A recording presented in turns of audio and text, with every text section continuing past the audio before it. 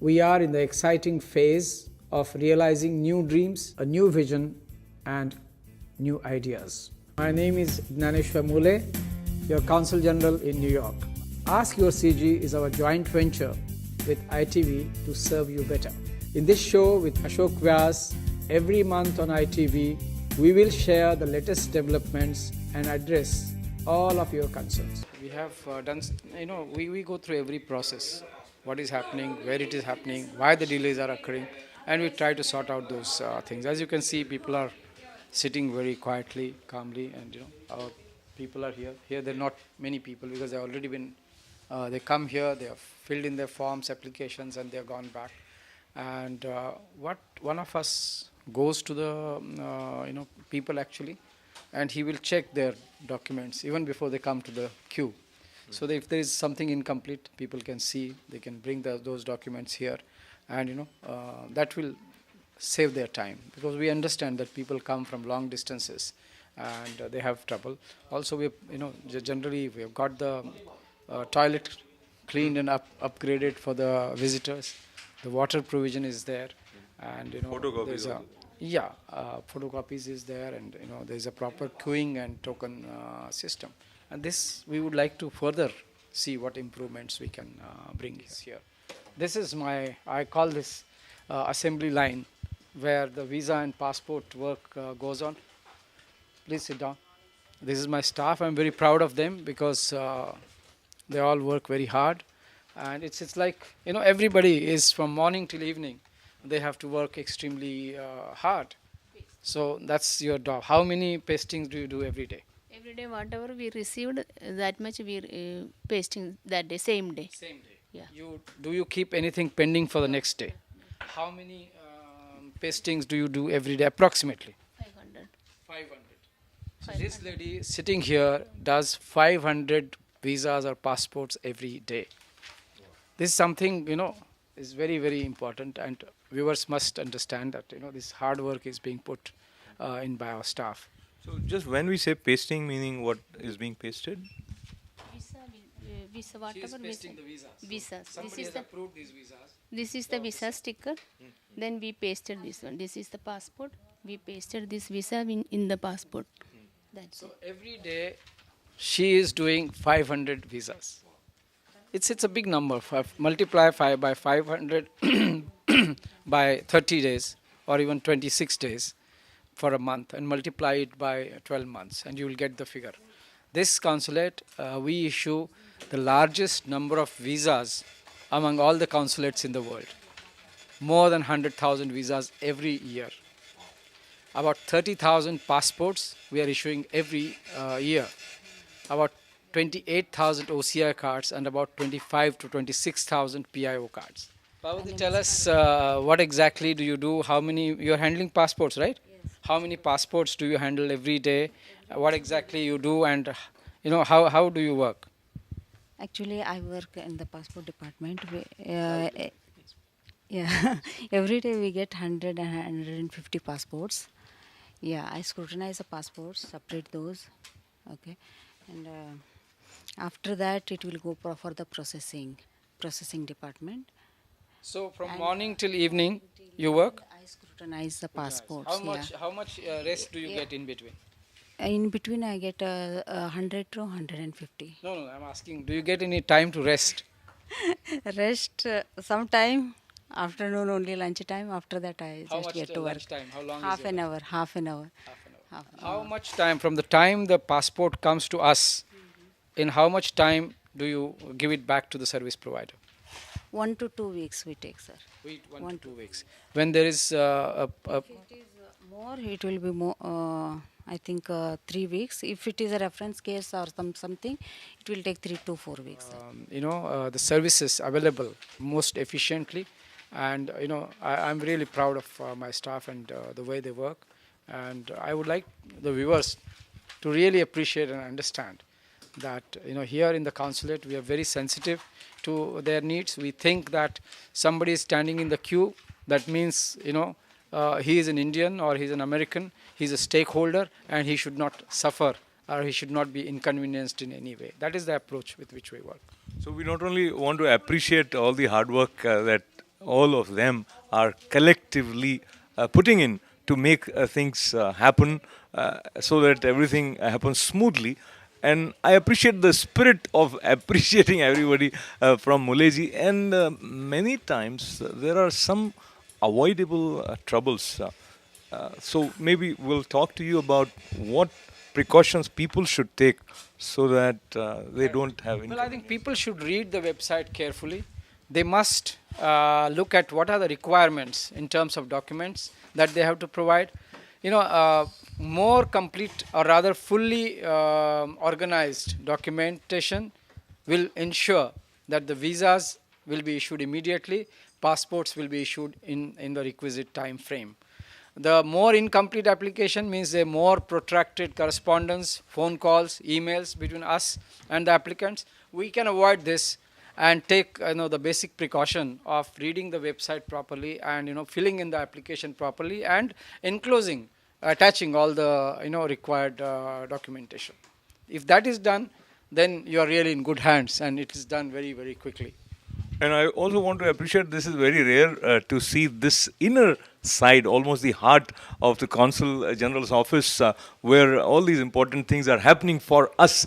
And I really want to appreciate that all of us at ITV got the opportunity of being inside, right here in the heart of Consul General's office. With that, and how much time does it take really for you to handle these applications? You are handling OCI or PIO?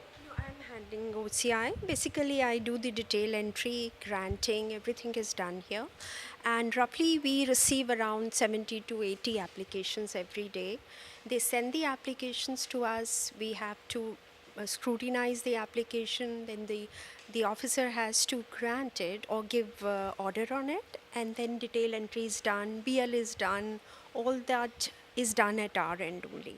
Are additional rights that I'm getting or facilities that are part of OCI? You want to give us some primer on that? Yeah. See, OCI gives the expatriate community, or rather the diaspora, a new connection with India, and brings a kind of a feeling, sense of belongingness to India, which some of them might have lost because they have become citizens of other countries. It also is more or less treats you on par with an Indian when you are in India. You can take the employment freely. You can stay in India for a longer period. There is no need for visa. It's technically a lifelong visa, though you have to come here to get it reissued on certain occasions. And you don't have to report to the police in India, even if your stay is longer than necessary. Ask your CG on ITV. नमस्कार, मैं अशोक व्यास। कार्यक्रम आज के और CG में आपका स्वागत कर रहा हूं। जिस स्थान से, वो स्थान तपोभूमि है, एक पवित्र स्थल है विशेष रूप से कौंसल जनरल ज्ञानेश्वर मुले जी के लिए। तो उन्हीं के कक्ष में उनका स्वागत करने का यह जो अवसर उनके द्वारा प्राप्त हुआ है, इसके लिए उनका धन्यवाद करते हुए उनका आपसे बातचीत में स्वागत। नमस्कार। नमस्कार अशोक जी। तो मुले जी, वैसे तो हर दिन व्यस्त ही रहता है और सभी के लिए, आपके लिए विशेष रूप से, पर पिछला सप्ताह सितंबर का महीना आपके लिए विशेष रूप से व्यस्त रहा जब हमने भारत के प्रधानमंत्री जी की दूसरी अमेरिका की यात्रा हुई। So before we begin, for some of the questions that you have sent us, share with us how different you felt the impact of prime minister visit was this time as compared to the previous one. मैं ये समझता हूँ कि दोनों वक्त की जो भेंट है वो हमारे दो देशों के बीच के संबंधों के लिए बहुत ही महत्वपूर्ण रही है। This visit was as important as the last visit, both in terms of contents as well as outcome. Last year was the first visit of our Honorable Prime Minister. This was the second visit. Whatever results were achieved last time were consolidated, strengthened, and expanded during this time.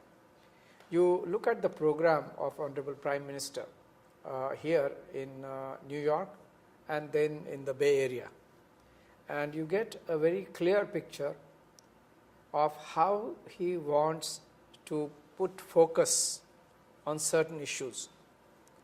So in New York, he met, besides his engagement with the United Nations, he also met here leaders of the business sector, financial sector, entertainment and communication sector, and Fortune 500 companies, the CEO of these companies.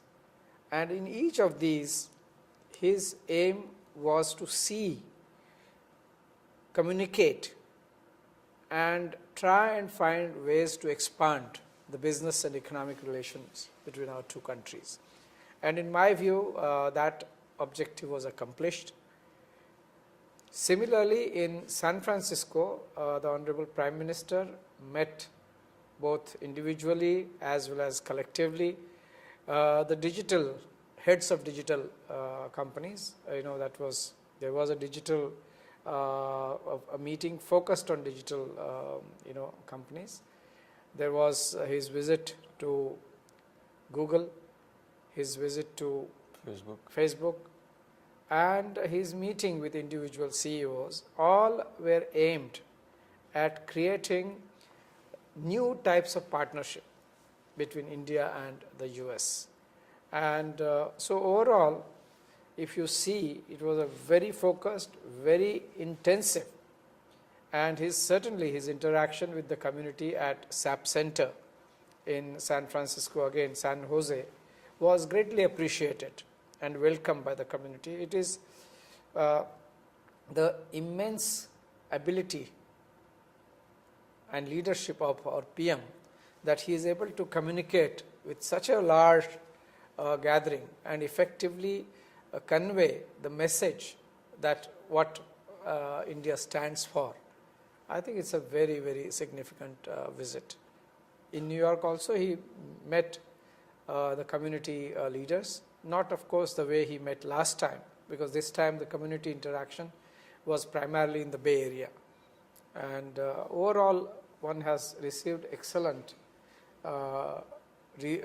reports about the visit from people who matter in this country. In this show with Ashok Vyas, every month on ITV, we will share the latest developments and address all of your concerns. So, people who matter, when they meet Prime Minister Narendra Modi, looks like from different images that reaches us from the media that he has special distinct ability to be friends with people from different walks of life, whether they come from business or from politics. He has, of course, created tremendously positive impressions of India across the globe. But what happens when you go back and you are face to face with statements that are creating a sense of disharmony? And Muleji, in your presence, I also share my concern that in the last few weeks we are getting a lot of negative news items as headlines coming from India. And when you are a diplomat, probably you have the special ability to discern through the maze of different news items that are reaching us, because politically some people start painting the whole nation in a color that we wouldn't like to see. Well, what you are saying is right. Certain negative reports have appeared. But I want to emphasize two things. One is, these one-off incidents, do not really reflect the core culture of India, which is that of tolerance, pluralism, inclusivity. This is the foundation of our nation, and not now. For actually several millennia, India is known throughout the world for accommodating, whether it is Jews, whether it is Parsis, whether it is other communities, both indigenous as well as those who came from outside. They were accommodated. That's why we say, Kafile aate rahe aur karwan banta gaya. So that is the khasiyat of Indian culture. Number two, we are a constitutionally secular country. धर्मनिरपेक्षता जो है वो हमारे मूल्यों में बहुत महत्वपूर्ण स्थान रखता है, और मैं समझता हूँ कि इस तरह की घटनाएं बहुत दुर्भाग्यपूर्ण है लेकिन हमें उसको जो है आउट ऑफ प्रोपोर्शन महत्व नहीं देना चाहिए। और जिस रास्ते पर हम चलते आए हैं, सहिष्णुता का मार्ग, सेक्युलरिज्म का मार्ग, उस रास्ते पर हमारे देश को चलना चाहिए। इस संदर्भ में प्रधानमंत्री और हमारे माननीय राष्ट्रपति जी दोनों के संदेश जो मैं समझता हूँ कि लोगों को समझकर उस पर आचरण करना चाहिए। तो लोग आचरण जो करते हैं, उस आचरण का संबंध शिक्षा के साथ कितना है, संस्कारों के साथ कितना है, और तात्कालिक लाभ उठाने के लिए राजनीतिज्ञ जिस तरह की हवा उत्पन्न करते हैं उसका कितना है, ये पता लगाना बहुत ही मुश्किल है। पर एक बात है, जब हम ऐसा सोचते हैं कि समाज की संवेदना का संबंध साहित्यकार की लेखनी, उसकी शब्द संरचना के साथ महत्वपूर्ण है, तो कभी कभी ऐसा होता है। मुख्य प्रश्न की तरफ आने से पूर्व फिर एक बार आपके साथ याद करूं कि ज्ञानेश्वर मुले जी के रूप में एक कवि भी हमारे साथ है, और मेरे पास उनका मन के खलियानों में जो संकलन है उसमें कुछ कविताएं ऐसी हैं जिससे ऐसा लगता है कि कवि मन आने वाले समय को पहले देख पाता है। और एक सभी ने सभी को दिए मान पत्र शीर्षक वाली कविता का कुछ अंश आपकी अनुमति से मैं अपने दर्शकों तक पहुंचाना चाहता हूं। फिर एक सवाल की तरफ बढ़ूंगा। अ ने ब को माल्यार्पण किया, फिर ब ने क को माल्यार्पण किया, फिर क ने अ को माल्यार्पण किया। सभी ने सभी को दिए मान पत्र, सभी ने सभी को शॉल दी, सभी ने सभी को धनादेश भी दिए। उसके उपरांत सभी ने लंबे चौड़े भाषण किए। सभी ने सराहा सभी को मानवता के प्रति योगदान, हर किसी ने हर किसी के गाए गुण। दोबारा सम्मान सबका, फिर सबके गौरव गीत गाए गए। अंत में सब हो गए प्रसन्न, उसी उपहार से उपहार और कोक का आस्वाद लेते रहे। पार्श्व संगीत था लता और तलत महमूद का। खबर है कि देश में न कोई किताब पढ़ता है। इन पंक्तियों पर विशेष ध्यान चाहूंगा। खबर है कि देश में न कोई किताब पढ़ता है, न कोई खरीदता, किंतु पुरस्कृत होते जा रहे हैं सब।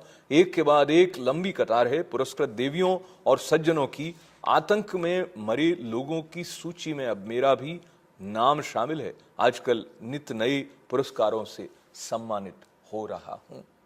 कविता मैंने पढ़ी है मुले जी की उपस्थिति में, आप उनके लिए तालियां बजाएं, कविता उनकी है। पर इस कविता के साथ में जो सम्मान वाला एक संदर्भ आया, उसको लेकर मैं अभी जिस तरह की प्रतिक्रिया साहित्यकारों ने राष्ट्रीय स्थिति के प्रति की है, साहित्य अकादमी द्वारा पुरस्कृत होने वाले 40 से अधिक साहित्यकारों ने अपने पुरस्कार लौटाए। सबके अपने अपने कारण हो सकते हैं, पर एक कुछ न कुछ साझा बात भी है जो उन्हें इस तरह से उद्वेलित कर रही है। इस बारे में आप एक डिप्लोमेट की तरह और एक साहित्यकार की तरह क्या सोचते हैं? Is this trend saying something which we need to listen carefully, और this is because of some different agenda? नहीं, मैं तो समझता हूँ कि उनको जो अच्छा लगा, भारत में आविष्कार स्वातंत्र्य भी है, उन्होंने जो अच्छा लगा वो किया है। लेकिन सरकार जो है, शासन जो है, इस मामले में बहुत ही स्पष्ट है। शासन का जो रवैया है कि भारत एक धर्मनिरपेक्ष देश है। यहाँ पर जो है धर्म या जाति या और किसी भी लिंग विषय से लेके, प्रदेश विषय से लेके, किसी के ऊपर भी कोई डिस्क्रिमिनेशन नहीं होता है। और अगर किसी को कोई डिस्क्रिमिनेशन का अंदेशा है या शिकायत है तो हमारे यहाँ कानून व्यवस्था जो है वो भी बहुत ही बेजोड़ है। भारत की जो जुडिशियरी जो है वो बेजोड़ है। तो मैं समझता हूँ कि एक तरफ आविष्कार स्वातंत्र्य है हर एक को, और दूसरी तरफ भारतीय संविधान के फ्रेमवर्क में आपको जो है अपनी शिकायत के मुद्दे जो है उनको उठाने का अधिकार है। आविष्कार स्वातंत्र्य है, कई सारे मूलभूत हमारे यहाँ फंडामेंटल राइट्स है, और मैं समझता हूँ कि उसके तहत हमें जो है कानून का उल्लंघन नहीं करना चाहिए। मतलब बेसिक वो मैं समझता हूँ कि अगर कोई रेड लाइन है वो तो ये है कि किसी को भी किसी भी एक्सक्यूज से, किसी भी निमित्त मात्र से कानून का उल्लंघन नहीं करना चाहिए। बाकी तो संविधान आपको स्वातंत्र्य देता है, बोलने का स्वातंत्र्य है, लेकिन किसी को चोट पहुंचाने का स्वातंत्र्य नहीं है। चोट पहुंचाने का स्वातंत्र नहीं है, ये बात हम सुनते भी हैं, पर इस बात का उल्लंघन आए दिन होता है, इतने बड़े पैमाने पर होता है कि विश्व में फोर्ब्स मैगजीन द्वारा विश्व की तीसरी प्रमुख शक्तिशाली महिला करार दी गई मलिंडा गेट्स, जिनकी बहुत सारे कार्यक्रम भारत में चल रहे हैं, उन्होंने एक सर्वे का हवाला देते हुए जो 2005-2006 का था कि 28 राज्यों में 40% महिलाओं का जो सर्वे का था, 1.25 लाख महिलाओं का सर्वेक्षण किया है, तो 40% से अधिक महिलाएं डोमेस्टिक वायलेंस की शिकार रही हैं, ऐसा उन्होंने कहा। और हाल ही में जो बलात्कार की और महिला उत्पीड़न की घटनाएं बढ़ी हैं, उसको लेते हुए उन्होंने रोष व्यक्त किया है। और मलिंडा गेट्स एक कंपैशनेट महिला हैं, ऐसा उनके जो कार्यक्रम भारत में भी चल रहे हैं उसके द्वारा भी लगता है। And when people take notice on that large level, we need to probably do some inner thinking about these issues. And allow me to connect with the recent happening of Delhi and a tug of war kind of situation between center and state with respect to the control of Delhi police or anti-corruption bureau, etc. In the light of all this, where do you see we are likely to move forward? मैं पुनः ये बार दोहराना चाहता हूँ कि कई बार जो है हम तात्कालिक घटनाओं से प्रभावित होकर बातें करते हैं। फिर दोबारा ये कहना चाहूँगा कि ऐसी जो घटनाएं होती है बहुत दुर्भाग्यपूर्ण है, लेकिन उसके साथ साथ ये देखना है कि एक तो इसकी वजह क्या है। हमारे यहाँ नहीं, पूरे विश्व में पुरुष प्रधान संस्कृति चल रही है।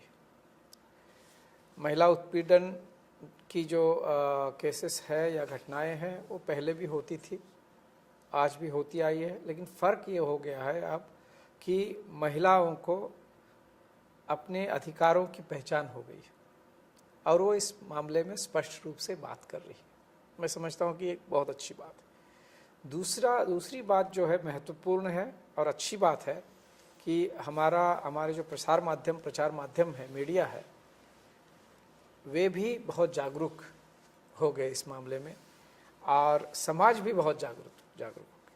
तो इसलिए जैसी भी ऐसी घटनाएं होती है, 10 साल पहले, 20 साल पहले लोग बात नहीं करते थे, लेकिन आज वो बात करने लगे हैं और इसका सरकार का इस प्रति ध्यान आकर्षित किया गया है। और सरकार की मैं मतभेदों में नहीं जा रहा हूँ, लेकिन सरकार का जो आखिर सरकार होती है, हमारे देश के प्रतिनिधि जो है हमारे देश की जनता ही चुनती है, तो इसलिए सरकार का ध्यान इसके प्रति आकर्षित है और सरकार जो है इसके ऊपर कार्य करती है। हमेशा उस कार्य का जो है कार्य के बारे में चर्चा नहीं होती, जो नहीं हो रहा है उसके बारे में चर्चा होती। तो मैं समझता हूँ कि बराबर सरकार काम कर रही है, इसके प्रति ध्यान दे रही है और इस तरह की घटनाएं अगर हमें संख्या में अधिक हो रही है ऐसा महसूस हो रहा है, तो मैं समझता हूँ कि लोग रिपोर्ट कर रहे हैं। पहले लोग रिपोर्ट नहीं करते थे, अब वो करने लगे हैं और इसलिए सरकार और कानून व्यवस्था जो है उनका एक कर्तव्य बनता है कि उसके प्रति ध्यान दें और मेरे ख्याल से वो दे रही है। तो कानून व्यवस्था, शांति, विश्व शांति को आने वाली बहुत सारी चुनौतियां हमारे काल में जिस तरह से प्रकट हुई हैं, ऐसा शायद पहले हुआ नहीं कभी, या इतनी बड़ी रिफ्यूजी क्राइसिस जो आई है उसको लेके European country. In this show with Ashok Vyas, every month on ITV, we will share the latest developments and address all of your concerns. इस के बॉर्डर्स पर जिस तरह की स्थिति है वो हमें सीधे सीधे प्रभावित करती हो ऐसा नहीं लगता है, पर हम सब जब वसुधैव कुटुंबकम की बात करते हैं तो सब चीज़ें एक दूसरे से जुड़ी हुई हैं। तो अमेरिका और रशिया जिस तरह से सीरिया के मामले में कार्रवाई कर रहे हैं, फिर अमेरिका भारत के प्रधानमंत्री से मिलने के बाद पाकिस्तान को जहां न्यूक्लियर समझौते की तरफ थोड़ी सी सकारात्मक रुख दिखाता है, वो भारत के लिए एक चिंता की बात होनी चाहिए, न होनी चाहिए। क्या आपको लग रहा है ये ट्रायंगल अगर हम इंडिया, पाकिस्तान और अमेरिका का देखें तो are we moving in the direction which is the desire of India? देखिए, पाकिस्तान का जहाँ तक सवाल है, पाकिस्तान जो कुछ कर रहा है वो सब दुनिया के सामने है।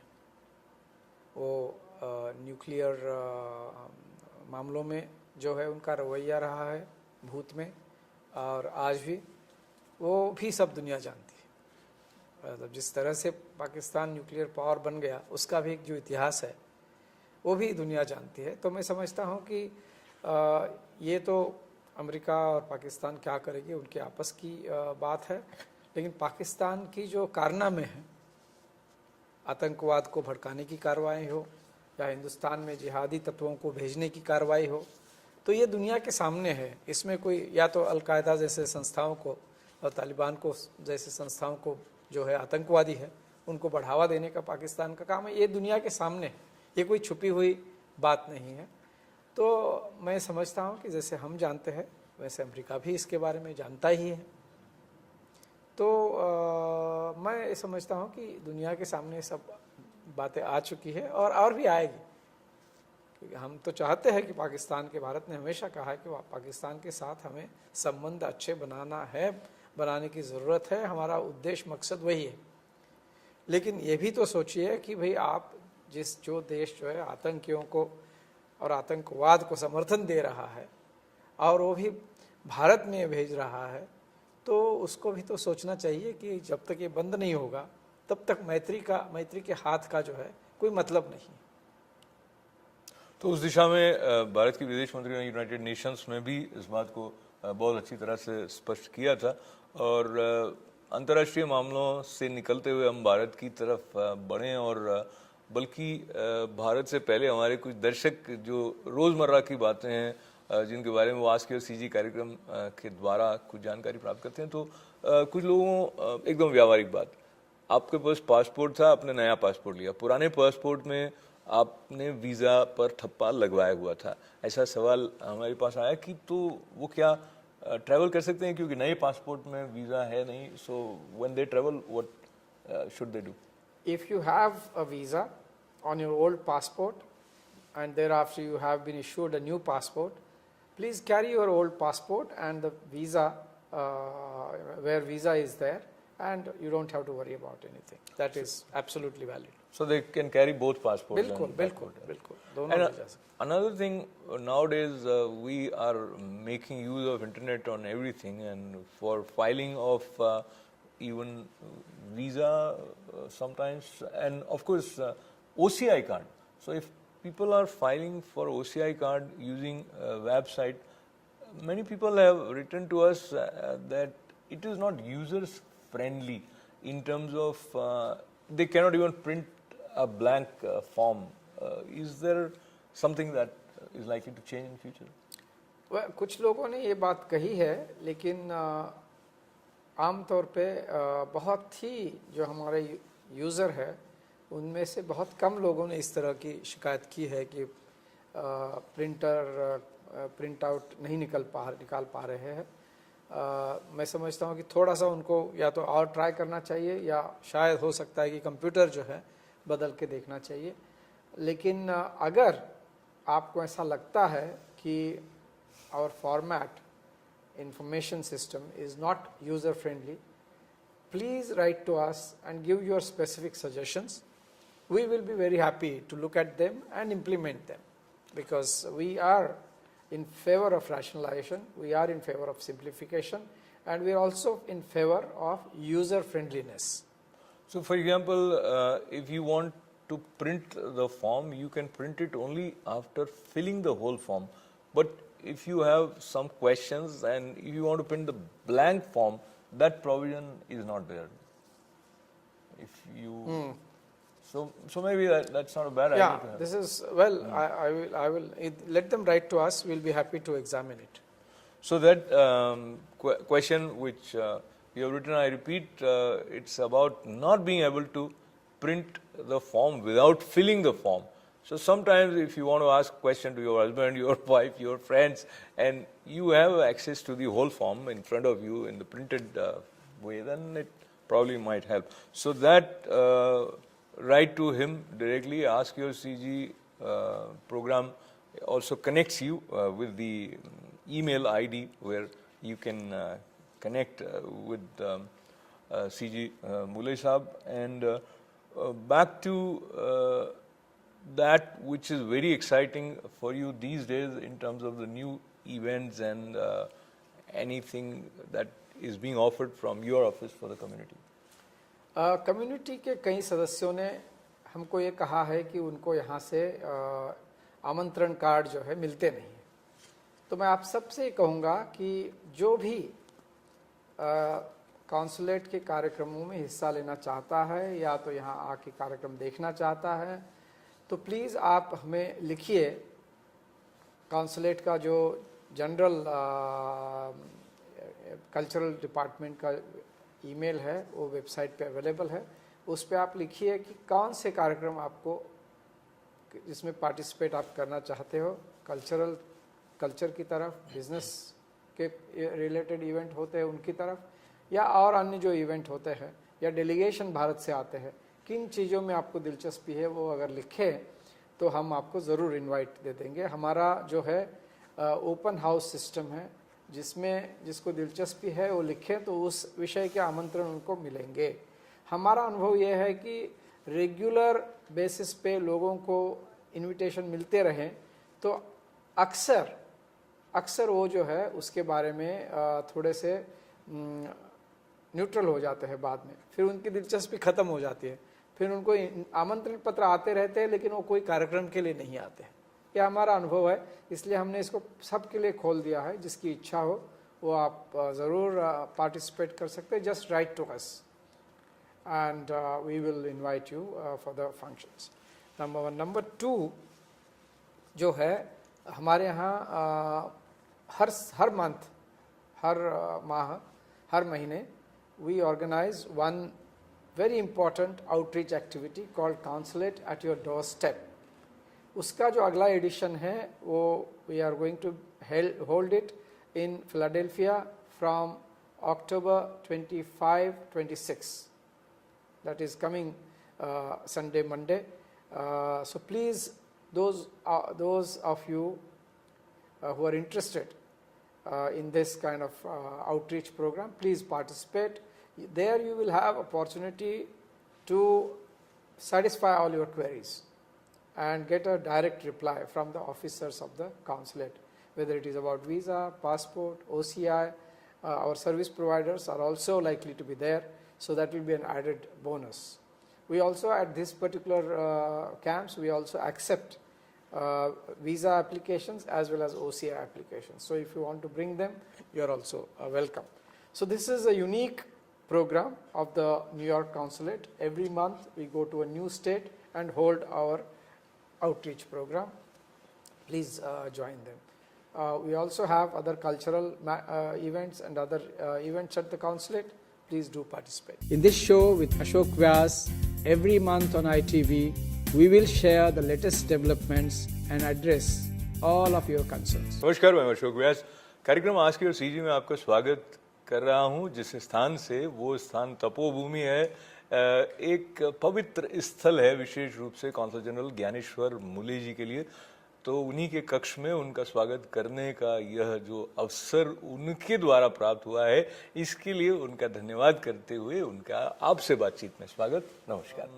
What you get as inheritance, it's invaluable, especially talking about the place where I'm sitting, which is a wonderful building, and if you walk in consulate's office, you feel you are proud to be a part of this lineage of India. And the point I want to bring in the presence of Consul General, which he mentioned earlier, you can not only visit in a group as students, there are provisions that they may also, in coordination with the cultural wing of consulate's office, plan to organize some. They can, yes. If you want to visit the consulate for a short tour of 30 minutes or 45 minutes, please form a group of 7 to 8 people and write to us, and we will be happy to take you around. And there you will be able to see what we do, what is the history of this building,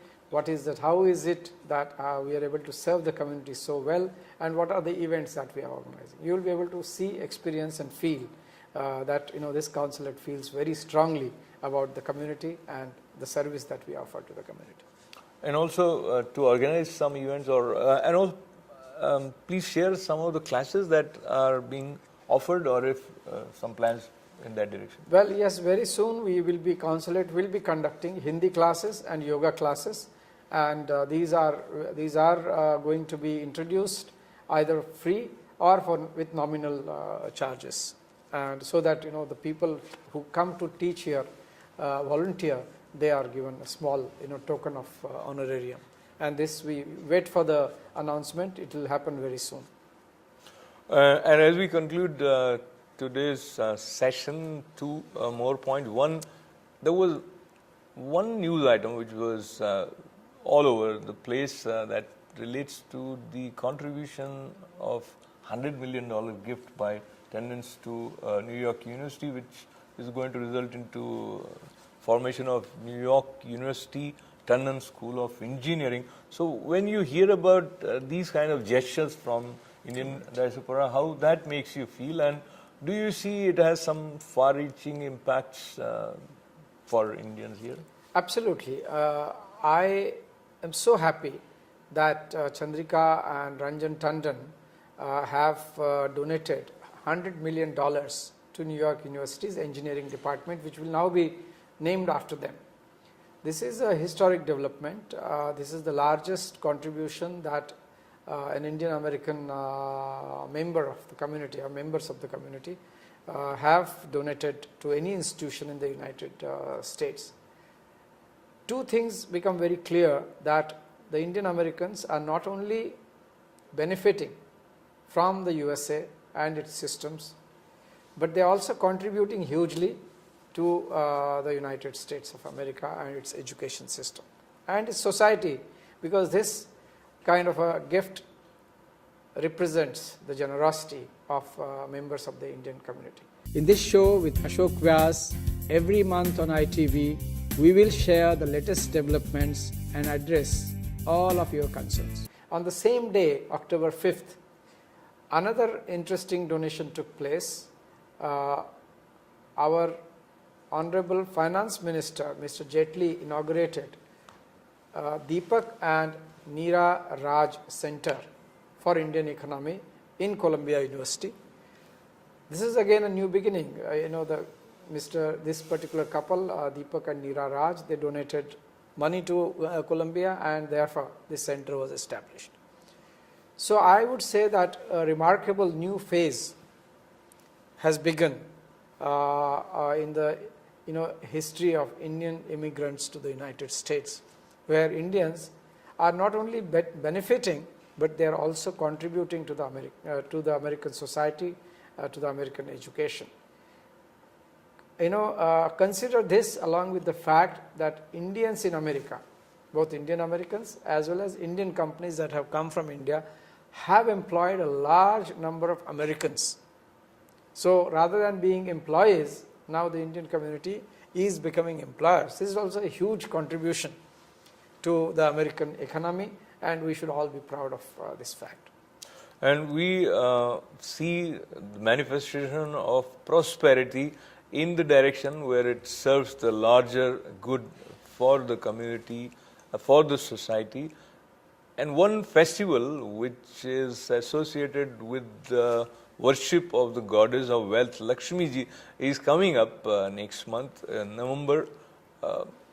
Share with us your memories of celebrating this festival as a child in India, and now being away from India on this festival. How significant this day is for you?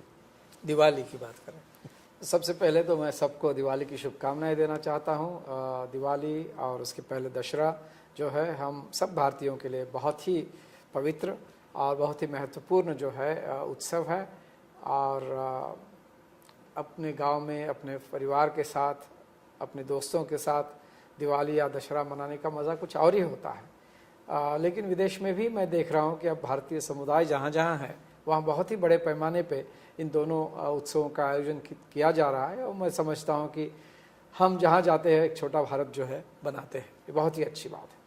मेरे तो मैं चूँकि देहात से हूँ, मेरे बहुत ही खूबसूरत यादें हैं दशहरे को लेकर और दिवाली को लेकर। दशहरे में जो हमारे गांव में सीमोल्लंघन होता है, मतलब पुराने कहा जाता है कि पुराने समय में जो है राजा जो है नए प्रदेश को पादाक्रांत करने के लिए जब निकलते थे कि दशहरे के मुहूर्त पे निकलते थे।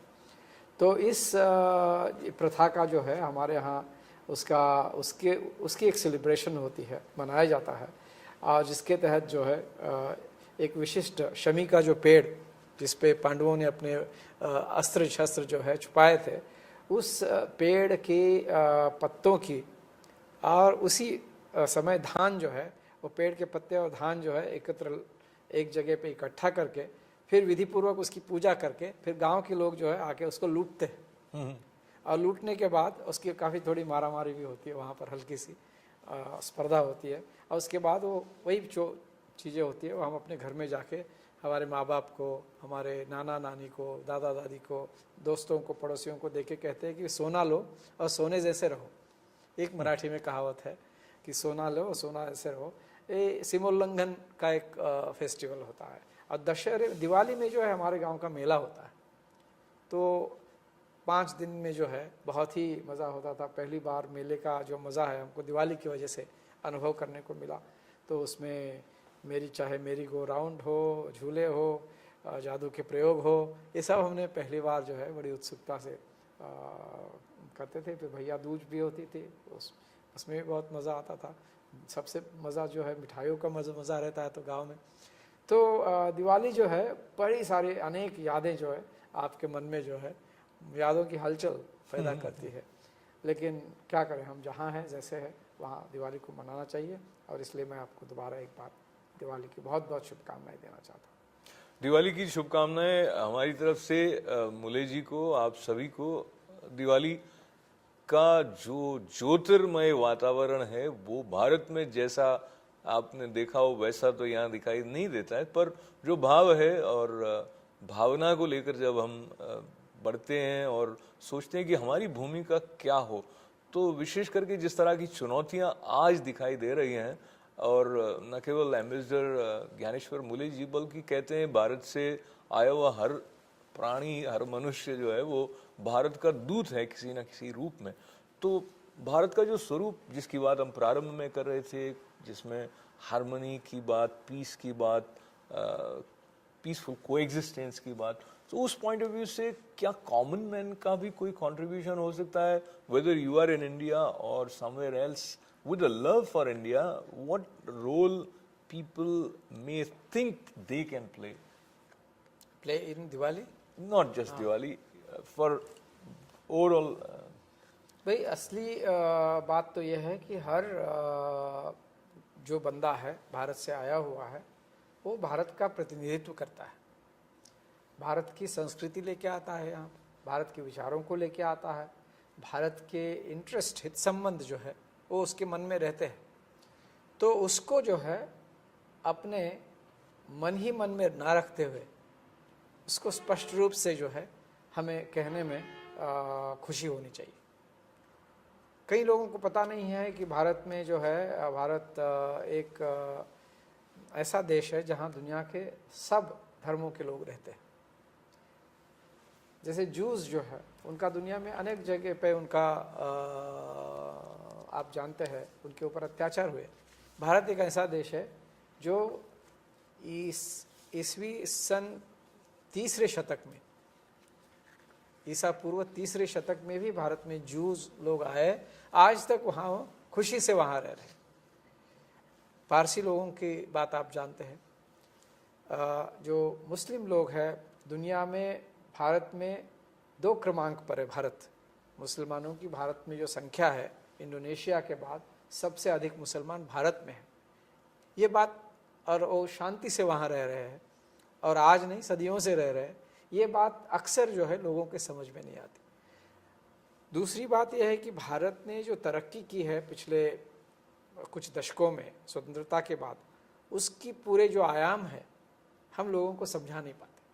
तो उसको भी आत्मविश्वास से हमें दुनिया के सामने रखना है। तीसरी बात, भारत की संस्कृति की जो विशेषताएं, योग से लेके आध्यात्म तक और वेदों से लेके जो है महात्मा गांधी के विचारों तक अनेक तरह के जो है दार्शनिक और प्रैक्टिकल दोनों तरह के संदेश भारतीय संस्कृति ने दुनिया को दे दिए। तो इसको दुनिया के सामने जो है हमें आग्रहपूर्वक और उत्साह से हमें पेश करना चाहिए। तो उत्साह आपके अंदर बना रहे तो आपको आनंद भी आता है, और आनंद को लेते हुए फिर एक बार जब हम बधाइयाँ और धन्यवाद के क्रम की तरफ बढ़ रहे हैं, तो जैसे मैं पहले जिक्र कर रहा था मूले जी के काव्य स्वरूप का, और मन के खलियानों में एक और कविता है जो दिवाली के साथ यूँ जुड़ी है कि दिवाली के अवसर पर हम सब कुछ सफाई इत्यादि करते हैं, पर अभी हाल ही में सफाई अभियान भारत में जो प्रधानमंत्री महोदय की प्रेरणा से प्रारंभ हुआ है, उसका भी इसके साथ कुछ संदर्भ जुड़ जाता है। हालांकि व्यंग्य भी है कविता में, आपकी अनुमति हो तो कुछ पंक्तियां।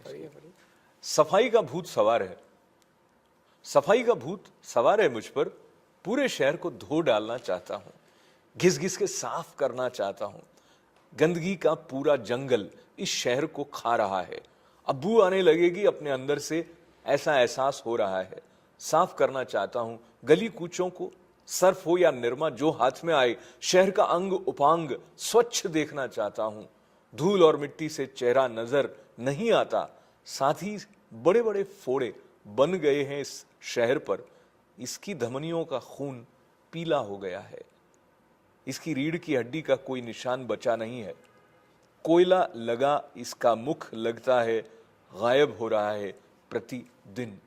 मैं कविता के कुछ अंश को छोड़ते हुए अंतिम पंक्तियों की तरफ बढ़ रहा हूँ आपकी अनुमति से, और जितनी संवेदना से समस्याओं को समझते हुए उनके दूरगामी परिणाम के बारे में आपने सोचा है, उसकी आपको बधाई देते हुए, लोकतंत्र की बीमारी से पस्त है पूरा शरीर, वेदना से चिल्लाती जा रही है मेरी राजधानी, चलो इसे बचाते हैं।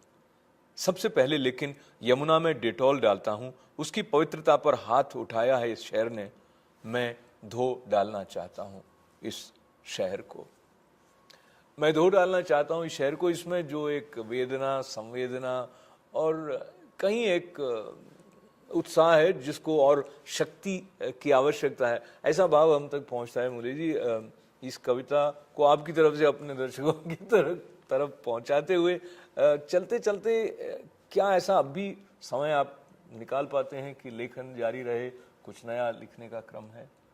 हाँ, मतलब I keep on writing, every day I write at least a page on some subject और other. If I don't get time, at least I try to write my diary. So if I don't get time to write my diary, at least a few notes I will keep for the day. But yes, there are days when I miss them also.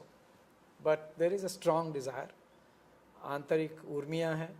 There is inspiration, there is a motivation, and there is a lot of canvas, huge canvas that's waiting for me to write. So hopefully I'll continue to write always. Wonderful. We appreciate that and look forward to reading more of your works.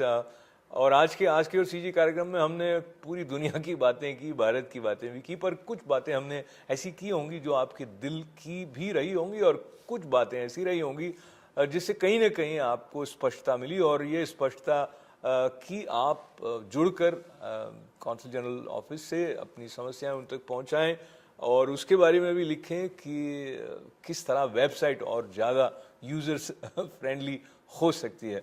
बहुत सारी शुभकामनाएं, धन्यवाद। धन्यवाद आपको भी, धन्यवाद। Ambassador Dnyaneshwar मूले जी का आभार व्यक्त करते हुए आप सभी का हमारे साथ इस बातचीत में साथ देने के लिए धन्यवाद। अशोक व्यास को अनुमति दें। नमस्कार। We are in the exciting phase of realizing new dreams, a new vision and new ideas. My name is Gnaneshwar Mule, your Consul General in New York. Ask Your CG is our joint venture with ITV to serve you better.